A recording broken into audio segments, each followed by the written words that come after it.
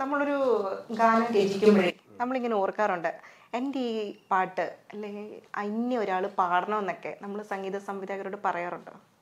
ഇല്ല, നമ്മൾ ഒരു സംഗീത സംവിധായകനോട് ഇന്നയാൾ പാടണമെന്ന് ആഗ്രഹം പറയാറില്ല. തോന്നില്ലേ? ആഗ്രഹം ഒരേ ഒരാളെ പാടണമെന്ന് മാത്രമാണ് ഏറ്റവും കൂടുതൽ ആഗ്രഹിച്ചിരിക്കുന്നത്. സാക്ഷാൽ ഗാനഗന്ധർവൻ യേശുദാസിനെ ഒന്ന് കാണണമെന്ന് ആഗ്രഹിച്ചിട്ട് കിലോമീറ്ററുകളോളം വാടക സൈക്കിളിൽ ചവിട്ടി ഒരുപാട് അലഞ്ഞിട്ടുണ്ട് ബാല്യത്തിലും കൗമാരത്തിലൊക്കെ. അപ്പോൾ ആ ഗാനഗന്ധർവൻ പാട്ടെഴുത്തുകാരനാകുമ്പോൾ ഒരു പാട്ട് പാടണം. അപ്പോൾ ആദ്യ സിനിമയിൽ പാടി, തരങ്കിണി ഉൾപ്പെടെയുള്ള കാസറ്റുകളിൽ ദാസേട്ടനോടൊപ്പം സഹകരിക്കാൻ കഴിഞ്ഞു. ഒരുപാട് മണിക്കൂറുകൾ അദ്ദേഹത്തിൻ്റെ സംസാരം കേട്ട് സ്റ്റുഡിയോയിലും വീട്ടിലും ഒക്കെ അടുത്തിരിക്കാൻ കഴിഞ്ഞിട്ടുണ്ട്. അതിനപ്പുറം ഒരു ക്രൈസ് ലോകത്ത് ഒരാളോട് ഉണ്ടായിട്ടില്ല ഇതുവരെ.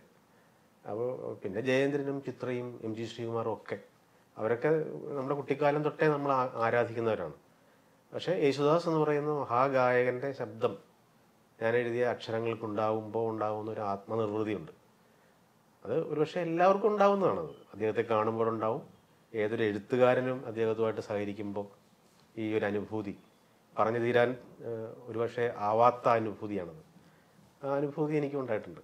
പക്ഷേ ഒരു സംഗീത സംവിധായകനോട് ഇന്നയാൾ പാടിയാൽ നന്നായിരിക്കുമെന്ന് ഞാൻ ഇതുവരെ പറഞ്ഞിട്ടില്ല. കാര്യം പറയാത്തത് അത് മറ്റൊരു സഹപ്രവർത്തകന് ദോഷമായി പോകും എന്നുള്ളൊരു പേടി കൊണ്ടാണ്.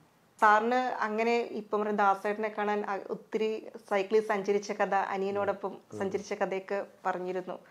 അതൊരു വേദനിപ്പിക്കുന്ന ഒരു ഓർമ്മ തന്നെയാണ് അല്ലെ മകന്? പക്ഷെ ഇപ്പൊ എല്ലാവരെയും നേരിൽ അടുത്തറിഞ്ഞ്. എൻ്റെ അനുജൻ ഈ പ്രായത്തിൽ മരിച്ചു. ഇവന് ഇപ്പൊ 17 വയസ്സ്. ഈ പ്രായത്തിൽ എൻ്റെ അനിയൻ മരിച്ചു. അപ്പോൾ അനിയനുമായിട്ടാണ് ഞാനിങ്ങനെ ഇവരെയൊക്കെ കാണാൻ വേണ്ടി വാടക സൈക്കിളിൽ എൻ്റെ ബാല്യത്തിലും കൗമാരത്തിലും ഒരുപാട് അലഞ്ഞിട്ടുണ്ട്. അപ്പോൾ ഈ മരിക്കുന്നതിന് മുമ്പ് അവൻ്റെ ഡയറിയിൽ നിറച്ച് ഈ എം ജി ശ്രീകുമാറിൻ്റെയും ബിജു നാരായണൻ്റെയും യേശുദാസിൻ്റെയും ജയേന്ദ്രൻ്റെയും ചിത്രയുടെയും സുജാതയുടെയും ഒക്കെ ഫോട്ടോകളായിരുന്നു. ഒരു 17 വയസ്സുകാരൻ്റെ സ്വപ്നത്തിൽ ഇങ്ങനെ നിറഞ്ഞു നിന്ന വലിയ വലിയ ആൾക്കാരാണ് ഈ നാനയിലെ ബ്ലാക്ക് ആൻഡ് വൈറ്റ് ഫോട്ടോ അവനൊട്ടിച്ച് വെച്ചത്. അവരുമായി എനിക്ക് സഹകരിക്കാൻ കഴിഞ്ഞു എന്നുള്ളത് വലിയൊരു വല്ലാത്തൊരു നിർവൃതിയായിട്ടാണ് തോന്നുന്നത്. അപ്പോൾ ഞാനതൊന്നും അവരോട് പറഞ്ഞിട്ടില്ല, ഈ എൻ്റെ സഹപ്രവർത്തകരോടൊന്നും പറഞ്ഞിട്ടില്ല. പക്ഷേ അതൊരു വല്ലാത്തൊരു ആനന്ദമാണ്.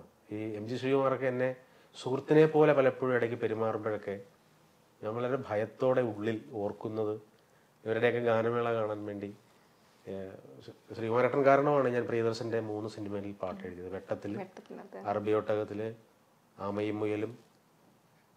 അദ്ദേഹത്തിൻ്റെ വിക്കിപീഡിയ എടുത്ത് നോക്കിയാൽ അറിയാം, ഏറ്റവും കൂടുതൽ അദ്ദേഹവുമായി സഹകരിച്ച 2 ഗാനരചയിതാക്കൾ ഗിരീഷ് പുത്തഞ്ചേരിയും ഞാനും ഒന്ന് എഴുതിയിട്ടുണ്ട്. അത് വല്ലാത്തൊരു അനുഭൂതിയാണ് അദ്ദേഹമായിട്ടൊക്കെ അങ്ങനെ സഹകരിക്കാൻ കഴിഞ്ഞത്. അദ്ദേഹം ഇൻ്റർവ്യൂവിൽ പറഞ്ഞിട്ടുണ്ട്, ഗിരീഷേട്ടൻ കഴിഞ്ഞാൽ എനിക്ക് ഏറ്റവും കംഫർട്ടായിട്ടുള്ള ഒരു ഗാനരചയിതാവാണ് രാജീവ് ആലങ്കൽ എന്ന്.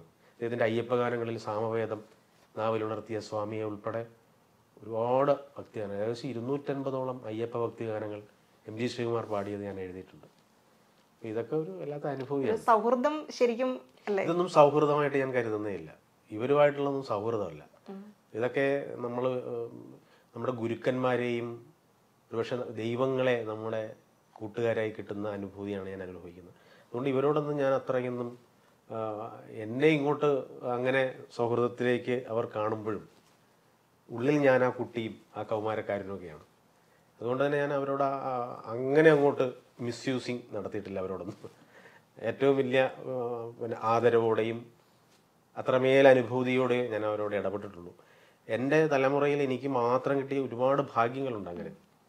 ഇപ്പം സ്വാമി ദക്ഷിണാമൂർത്തി സ്വാമി ശിവം എന്ന ഭക്തിഗാനത്തിന് കമ്പോസ് ചെയ്യാൻ വേണ്ടി രണ്ട് പാട്ട് എന്നെ 2 പാട്ട് രാജീവ് കൂടെ എഴുതിക്കോട്ടെ എന്ന് അദ്ദേഹം പറഞ്ഞൊരു നിമിഷമുണ്ട്.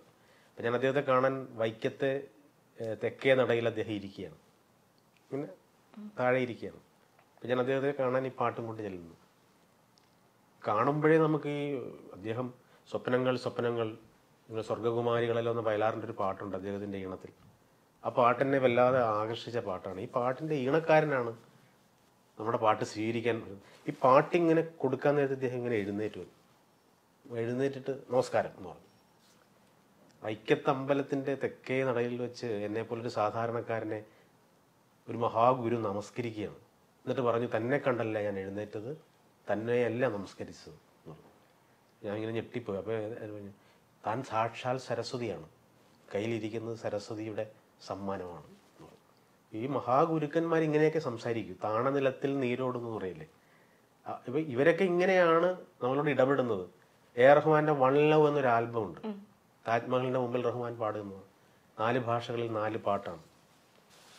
ഗുൽസാറും വൈരമുത്തും ഒക്കെയാണ് ഓരോ ഭാഷയിൽ എഴുതിയത്.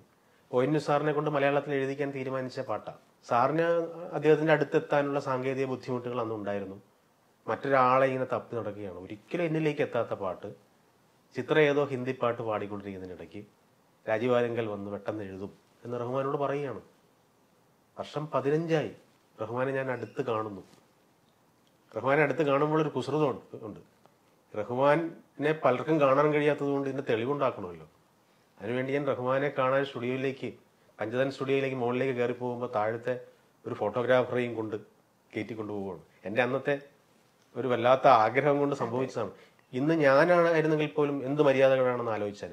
പക്ഷെ റഹ്മാന് മനസ്സിലായി, ഒരു ആരാധകന്റെയോ ആദ്യം കാണുന്നവന്റെയോ വല്ലാത്ത ഒരു അടയാളപ്പെടുത്തലിന്റെ ആഗ്രഹമാണത്. അദ്ദേഹം എഴുന്നേറ്റ് വന്ന് വാ എന്ന് പറഞ്ഞിട്ട് ഈ റഹ്മാനുമായിട്ടുള്ള എൻ്റെ ഫോട്ടോകളൊക്കെ അന്ന് ആ ഫോട്ടോഗ്രാഫർ എടുത്തതാണ്. കാര്യം അന്ന് നമ്മുടെ മൊബൈൽ ഫോണിൽ ക്യാമറ ഇല്ലാത്ത കാലത്ത് ഈ റഹ്മാനുമായിട്ടൊക്കെ ഇങ്ങനെ ഒരുപാട് ഫോട്ടോകൾ ഉണ്ട്. അദ്ദേഹമായിട്ട് ഇരിക്കുന്നത്, നിൽക്കുന്നത്. അച്ഛൻ ഇങ്ങനെ വീട്ടിൽ നിന്ന് പറഞ്ഞു തരാറുണ്ട് എല്ലാ കാര്യങ്ങളും? ഉണ്ട്. അത് വീട്ടിനേക്കാളും കൂടുതലും അച്ഛൻ പോകുന്ന സാംസ്കാരിക സമ്മേളനങ്ങളിലൊക്കെ കൂടെ പോകാറുണ്ട്. അപ്പം അത് അങ്ങനെ ഒരു 10, 800, 1000-നടുത്ത് സമ്മേളനങ്ങൾ ഇന്ത്യക്ക് അകത്തും പുറത്തുമായി, ദുബായിലായാലും UK-യിലായാലും അങ്ങനെ ഓരോടത്തൊക്കെ പോകുമ്പോൾ കേട്ടിട്ടുണ്ട്. അപ്പൊ അങ്ങനെ ഒരു എത്ര പറയുക, ഒരു 5-6 വയസ്സ് തൊട്ട് ഇങ്ങനെ പോയി ആ ഒരു രൂപത്തിലെത്തിയിട്ടുണ്ട്. അപ്പോൾ കുറേ കാര്യങ്ങൾ അച്ഛൻ്റെ ആയാലും, അച്ഛൻ പോകുമ്പോൾ അവിടെ ചേർന്ന വലിയ വലിയ ആൾക്കാരുടെ ആയാലും കുറെ കീബോർഡ് പ്ലെയർ അല്ലേ ഇപ്പം? ഈ കഴിഞ്ഞ കലോത്സവത്തിനായിരുന്നു എ ഗ്രേഡോടുകൂടി ഇപ്പം കവിതാരചന, കീബോർഡ്, പിന്നെ ഇപ്പം അഭിനയം എല്ലാം മുന്നോട്ട് കൊണ്ടുവന്നത്. അപ്പൊ ഇനി ഒരു 5 വർഷത്തിന് ശേഷം അഭിനയത്തിലേക്ക് പോവോ? ഏത് പ്രൊഫഷനിലേക്ക് ആകാശം താല്പര്യം? അല്ല, എനിക്ക് കൊച്ചുനാളിലോട്ട് അഭിനയമാണ്, അത് അച്ഛനും അറിയാം. പിന്നെ എനിക്ക് കീബോർഡ് വായിക്കാൻ നല്ലപോലെ ഇഷ്ടമാണ്. അപ്പം അച്ഛൻ പറഞ്ഞൊരു ഇതിൽ വെച്ച് ഞാൻ കീബോർഡ് പഠിക്കാൻ പോയി. എനിക്കത് കുറെ കൂടി ഇഷ്ടമാണ്. അതായത് ഒരു അഭിനയം മാത്രമല്ല, വേറൊരു കല കൂടി പഠിക്കുന്ന വലിയൊരു കാര്യമായതുകൊണ്ട് കീബോർഡ് ഞാൻ ഒരു 5-6 വർഷത്തോളം പഠിച്ചായിരുന്നു. കൊറോണ വന്നപ്പോഴാണ് ഞാൻ പഠിത്തം നിർത്തി പിന്നെ വീട്ടിൽ സ്വയമായി പ്രാക്ടീസ് തുടങ്ങിയത്. പക്ഷെ എന്നാലും ഞാൻ അഭിനയമാണ് ഇപ്പം നിർത്താതെ ഇങ്ങനെ ചെയ്തുകൊണ്ടിരിക്കുന്നത്. എല്ലാ ആഴ്ചയിലും ഇങ്ങനെ ആക്റ്റീവ് ആവാൻ വേണ്ടി സ്വന്തമായിട്ട് ഇങ്ങനെ ആക്റ്റീവായി ഇങ്ങനെ ഓരോരോ വീഡിയോ ഒക്കെ ചെയ്യും. യൂട്യൂബ് ചാനലുണ്ട്. ഞാൻ പിന്നെ 88-ൽ കവിതാരചനയിൽ സബ് ഡിസ്ട്രിക്റ്റിൽ 3ാം സ്ഥാനത്തായിപ്പോഴാണ്. ഇതുവരെ 1ാം സ്ഥാനം കിട്ടിയിട്ടില്ല കവിതാരചന. ഇപ്പൊ ഭാഷാഭൂഷണിയിൽ ഉൾപ്പെടെ, കലാകുമുദിൽ ഉൾപ്പെടെ കവിത വരുമ്പോൾ പുതിയ പ്രതിഭകൾ ഓർക്കേണ്ടതാണ്. ഇതൊക്കെ ഇങ്ങനെയൊക്കെ തോറ്റുപോയവനാണ് പിന്നീട് പരുവപ്പെടുന്നത്. അപ്പൊ സബ് ഡിസ്ട്രിക്റ്റിൽ പോലും ഒരു 1ാം സമ്മാനം കിട്ടാത്ത എൻ്റെ മോനാണ് ഈ വർഷത്തെ സംസ്ഥാന സ്കൂൾ യൂത്ത് ഫെസ്റ്റിവലിൽ കവിതാരചനയിൽ 1ാം സമ്മാനം. അപ്പോൾ ഞാൻ ഈ 5 വർഷമായിട്ട് ഈ സംസ്ഥാന സ്കൂൾ യൂത്ത് ഫെസ്റ്റിവലിലെ വിധികർത്താവാണ്. അപ്പോൾ ഈ കവിതാരചനയ്ക്ക് ഇത്തവണ എനിക്ക് മാർക്കിടാൻ കഴിയായിരുന്നത് ഇവൻ അകത്തിരുന്ന് കവിത എഴുതുന്നതുകൊണ്ടാണ്. അപ്പോൾ എന്തായിരുന്നു കവിതയുടെ? തനിച്ചിരിക്കുമ്പോൾ ഓർക്കുന്നതായിരുന്നു കവിതയുടെ വിഷയം. അപ്പം ഇപ്പൊ തനിച്ചിരിക്കുമ്പോൾ ഓർക്കുന്നത് എന്ന് മാത്രം ഇങ്ങനെ നമുക്കൊരു വിഷയം തരും. ഇന്നയാള് പിണങ്ങി പോകുമ്പോൾ അവിടെ വെച്ചൊരാളെ കാണുമെന്ന് പറയുമ്പോൾ പാട്ടെഴുതുന്നത് പോലെയാണ് ഈ സംഭവം. ഇതൊരു സിറ്റുവേഷൻ സോങ് എഴുതുന്നത് പോലത്തെ ഒരു പരിപാടിയാണ്. അപ്പൊ തനിച്ചിരിക്കുമ്പോൾ എന്തെഴുതും? അത് എന്നെ വല്ലാതെ പുറത്തുനിന്ന് ആശങ്കപ്പെടുത്തി. ഞാൻ എങ്ങനെയൊക്കെയാണ് അവിടെ ബുദ്ധിമുട്ടിയത് പണ്ട്. അപ്പൊ എന്താണ്? തീ പിടിച്ച ഹൃദന്തത്തിൽ നിന്നൊരു തേൻകിനാവ് പതുക്കെ പറക്കുന്നു, തോർന്നുപോകാ പ്രതീക്ഷകൾ കുത്തര തീർപ്പു നൽകി തനിച്ചിരിക്കുന്നു ഞാൻ എന്ന് തുടങ്ങി ഒരു 22 വരി.